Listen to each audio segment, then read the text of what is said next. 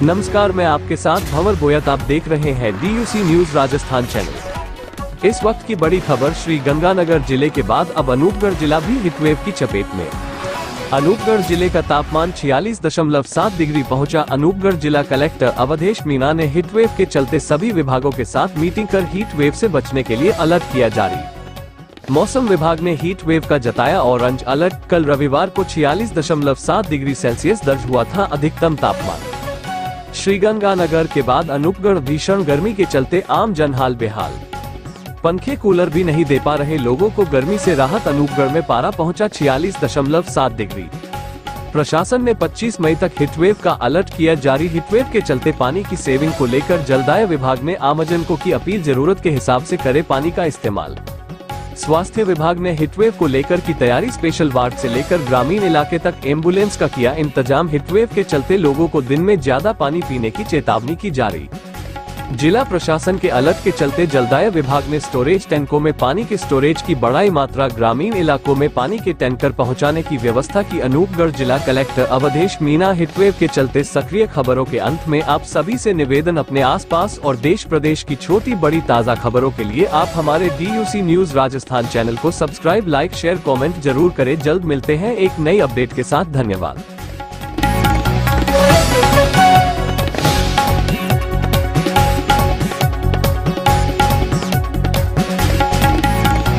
जो ये heat wave का टाइम है, जैसे अनूपगढ़ जो डिस्ट्रिक्ट है उसमें one of the highest temperature record हुआ है पूरे राजस्थान में।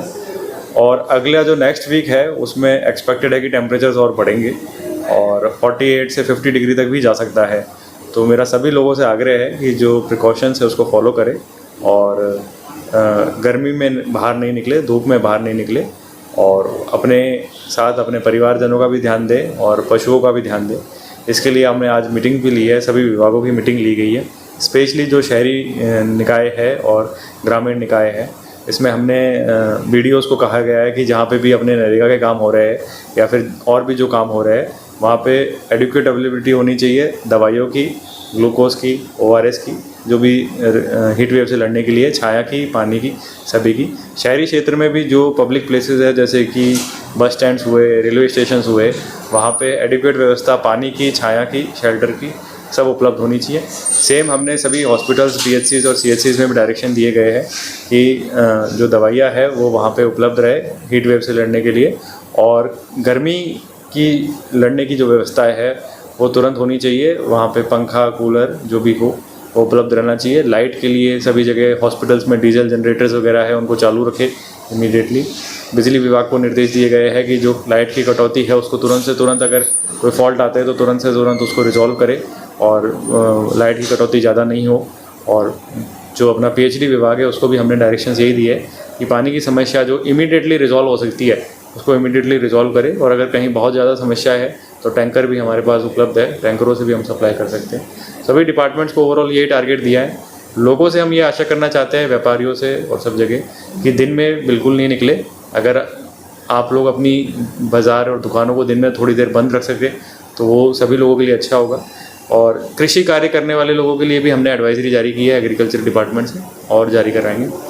आवारा पशु जो सड़कों पे घूमते हैं उनके लिए भी पानी की व्यवस्था हमने करने के लिए कहा है। तो पानी की जो व्यवस्था है वो उनके लिए भी होनी चाहिए और ऐसा कोई भी पशु जो पानी के बिना कहीं लू लगे या इस तरीके की स्थिति हो उससे बचा जाए। और पशुओं का भी, गौशालाओं को भी हमने पाबंद किया है। पानी की सारी व्यवस्था है, छाया की व्यवस्था जहाँ पे नहीं थी वहाँ पे भी हमने शेड लगा के, कुछ टेंट लगा के व्यवस्थाएं करवाई है उनसे बात करके।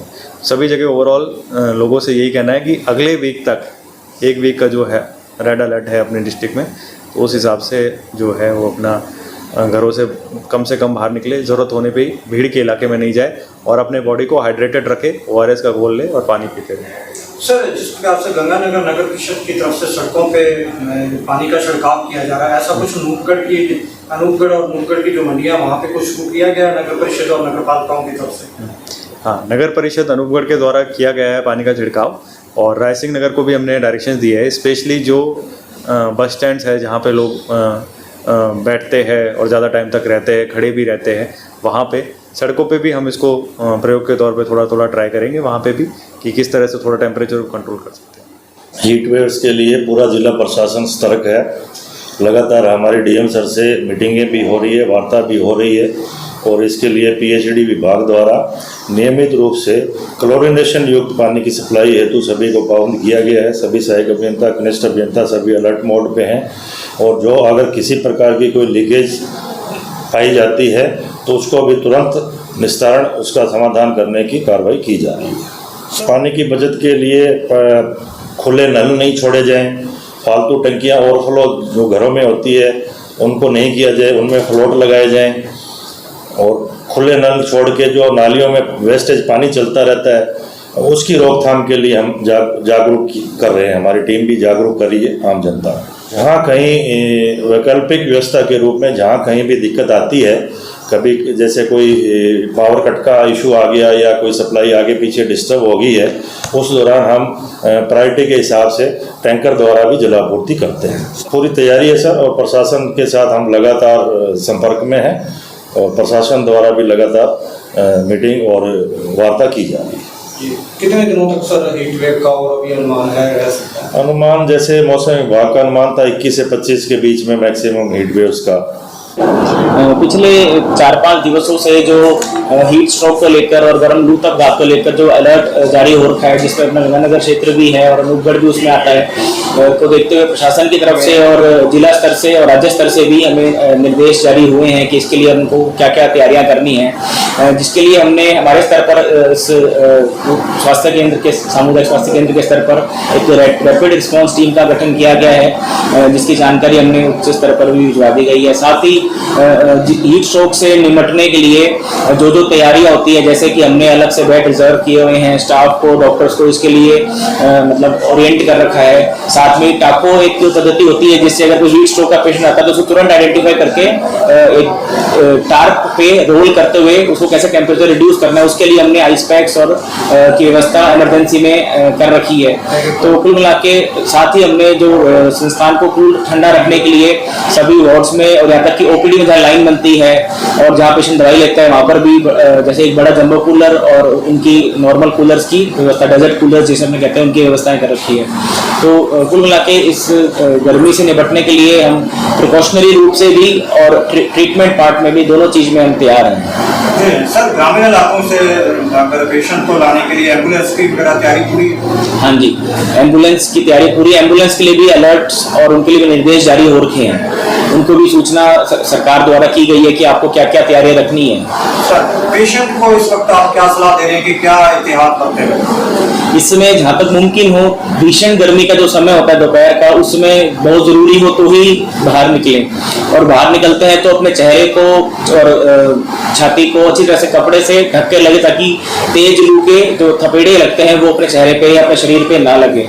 ज़्यादा से ज़्यादा पानी का सेवन करें, ठंडाई, नींबू, लिक्विड्स जो पीने वाले फाइवी फ्रूट्स हैं वो ज़्यादा से ज़्यादा मात्रा में लें ताकि अपन को इन चीज़ों से अपन बचाव हो सके। उपाय तक पहुँचने की या ट्रीटमेंट तक पहुँचने की जरूरत ही ना पड़े, उसके लिए अपन पहले से प्रिकॉशन लेते हुए काम करें।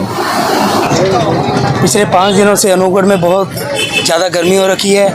टेम्परेचर जो है 47 डिग्री के आसपास चला गया है और इसलिए हमने ये मीठे पानी की छबील लगाई है ताकि जो गर्मी में लोग घूम रहे हैं उनको ठंडक मिले। सुबह 10 बजे से हम शुरू कर रखे हैं इसको। शाम तक चलता है? हाँ, शाम तक चलता रहेगा।